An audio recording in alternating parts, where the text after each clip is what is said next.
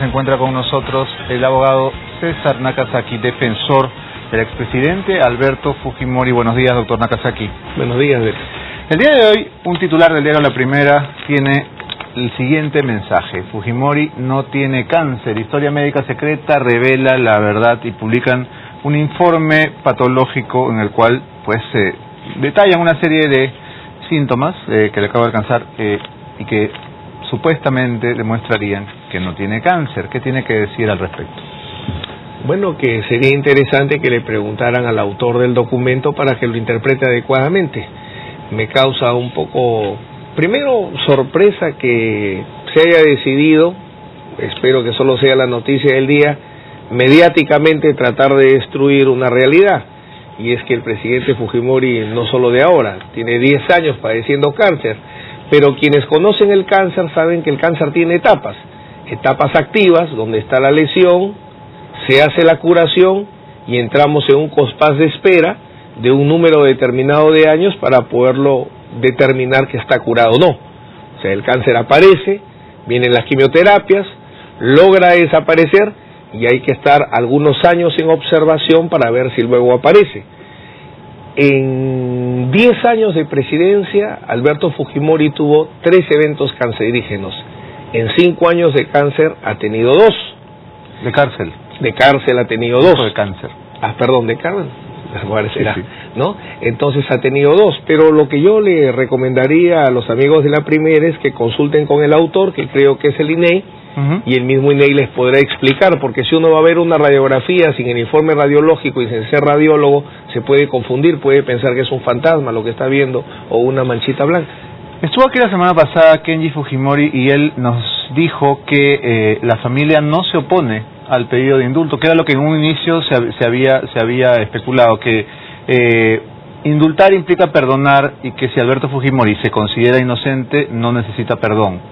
¿Cuál es, digamos, la posición oficial de la familia Fujimori? Una persona es inocente y lucha por su inocencia, pero cuando está privado de la libertad también lucha por su libertad. Yo en Chiclayo aprendí una lección muy rápida que no la aprendí en la universidad. Personas que eran inocentes los condenaban en primera instancia, la ley me decía interpon recurso de nulidad, pero mi cliente me llamaba a un ladito y me decía: doctor, ¿usted sabe cuánto tiempo se demora en tramitar el recurso de nulidad de Chiclayo a Lima? Tantos años. Yo con beneficios penitenciarios salgo en 1 año o en 6 meses.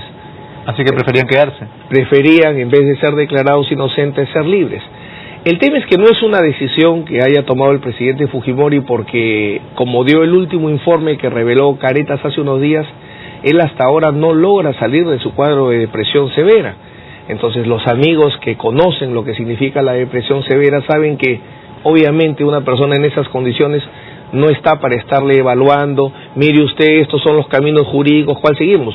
En las últimas meses, cuando yo converso con el presidente Fujimori, conversamos de sus cuadros, conversamos de su familia, conversamos de sus recuerdos, pero cuando quiero entrar a hablar con él los temas legales me dice: doctor, lo menos posible, por favor. ¿Por qué? Porque no quiere tocar esos temas, no se siente bien. Entonces lo que hacemos en este momento es, lo que hay en concreto terminó la etapa de la defensa penal, empezó la defensa constitucional. En 10, 15 días debemos estar presentando 2 habeas corpus para atacar la sentencia de Barrios Altos y Cantuta, porque lo condenaron por lesa humanidad sin que se lo hayan acusado por ese tema. ¿Qué significa exactamente atacar la sentencia de Barrios Altos? Explíquenos. Lo que pretendemos es la anulación de la condena y la realización de un nuevo juicio. Las razones son 2. Lo primero que estamos atacando es un extremo de la condena, porque la idea es más o menos desarrollar una estrategia de pirámide. Se dice que es una pirámide perfectamente construida, vamos a empezar a establecer defectos que tiene. Como es muy compleja la sentencia, entonces no va a ser un solo habeas corpus, van a ser varios habeas corpus. El primero es por la condena por lesa humanidad, porque al presidente Fujimori no lo acusaron por delito de lesa humanidad. Nunca en los 2 años de debate se debatió temas de lesa humanidad. En los alegatos ni siquiera una sola línea. Se debatió autoría inmediata. Autoría inmediata por delitos comunes. Pero nunca se planteó como lesa humanidad, incluso era una discrepancia que había entre la parte civil y la fiscalía. La fiscalía no coge el argumento de la lesa humanidad, y recién cuando nos enteramos que había lesa humanidad en la sentencia. Y el otro tema es el de secuestro agravado por trato cruel. Teatro cruel es secuestrar a una persona y ponerla en condiciones infrahumanas de muerte. Solo pongo el ejemplo de Dyer. Iba a verlo a su esposa, iba a verlo a su familia, se iba a bañar a su casa, estaba con abogado. O sea, nunca tuvo una condición infrahumana a tal punto que se fue solito. Ok, pero digamos, lo que confunde un poco al televidente es, si se está pensando en el indulto, se está pensando en el perdón, en que el presidente Humala en Navidad diga, bueno, esta persona está muy enferma y que se vaya a su casa, y lo perdonamos. Lo que usted está planteando es, digamos, atacar la sentencia, es decir, insistir en que la condena es injusta. ¿No son dos caminos contradictorios? Lo que quiero marcar esto es, primero, el presidente Fujimori en sus condiciones actuales no está para conversar con él temas de caminos legales que sepan a su solución. Con la familia lo que me dice es, nosotros estamos convencidos que nuestro padre no puede morir en la cárcel y la salud no le da para cumplir pena. Al comienzo, hace año y medio, con el presidente Fujimori evaluábamos que si había que cumplir su pena para él luchar por demostrar su inocencia, lo hacía.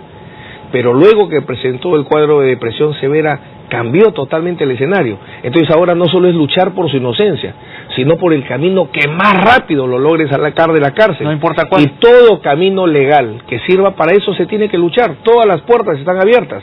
Lo que pasa es que tienen distintas condiciones. Para el habeas corpus, la única condición, una que tengo que reunir, es prepararlo y presentarlo. Para el indulto es un camino largo. Hay que tener los informes médicos adecuados, hay que presentarlo a una comisión, la comisión del Ministerio de Justicia lo tiene que aprobar, el ministro de Justicia lo tiene que aprobar, tiene que ponérselo a la consideración del presidente de la República, y en el indulto entran varios factores y no solo el jurídico. Suena como un proceso muy largo, pero si nos ponemos a revisar los pasos, ya el propio ministro Eguiguren ha declarado que él está de acuerdo con el presidente en que Fujimori no debe morir en prisión. Entonces, si el informe es preparado con celeridad, los siguientes pasos parecen sencillos. ¿Usted ve posible que Alberto Fujimori salga en libertad para Navidad, como se ha especulado? Tendría que presentarse primero la solicitud, porque son especulaciones, ¿no? Yo recuerdo haber visto una declaración del doctor Eguiguren, que junto con García Belaúnde son los dos primeros constitucionalistas de este país, donde más bien vi una lectura distinta. Él decía que cualquier solicitud de un indulto humanitario tiene que ser puesta en consideración de la Comisión Interamericana de Derechos Humanos. Textualmente, eso no lo leí, lo vi. Y un maestro tan importante como él sabe que la gracia presidencial es uno de los actos presidenciales más autónomos, independientes y soberanos que tiene un país. No depende de nada. Para nadie, para nada. O sea, literalmente, si a Humala le da la gana, se va Fujimori a su casa. Claro. Porque especular en este momento qué podría decir la Comisión Interamericana, primero alguien tendría que quejarse ante la Comisión Interamericana. Y lo único que ha dicho el derecho internacional penal y el derecho internacional humanitario, y concretamente la sentencia de Barrios Altos, es no a la impunidad, o sea, no a evitar condenas, no a mecanismos legales para evitar el castigo de un autor de delito de lesa humanidad. Pero jamás ha dicho de que una persona tiene que morirse en la cárcel o tiene que perder su salud sobre pretexto de una pena, porque la pena es pena privativa de la libertad. No te mato de a poquitos ni te quito la salud. O sea, no hay pena para quitar la libertad, y salvo la pena de muerte no hay pena para matar. Claro, pero es evidente que el cautiverio deteriora la salud de cualquiera. Si nos ponemos a revisar cuántos presos en el Perú están con depresión, probablemente habría que soltar al 80% de los presos. Claro, pero no solo es la depresión, ¿no? Lo que sucede es que si hay por eso es que inteligentemente lo primero que trata de eliminar es el cáncer. Y ni siquiera pone está curado o algo. Bueno, vamos a ver si eso en un día, también estoy especulando, y para qué voy a hablar respecto a mi buen amigo Tafur, depende de qué querrá hacer. Lo interesante es lo siguiente, ¿no? Es el cáncer.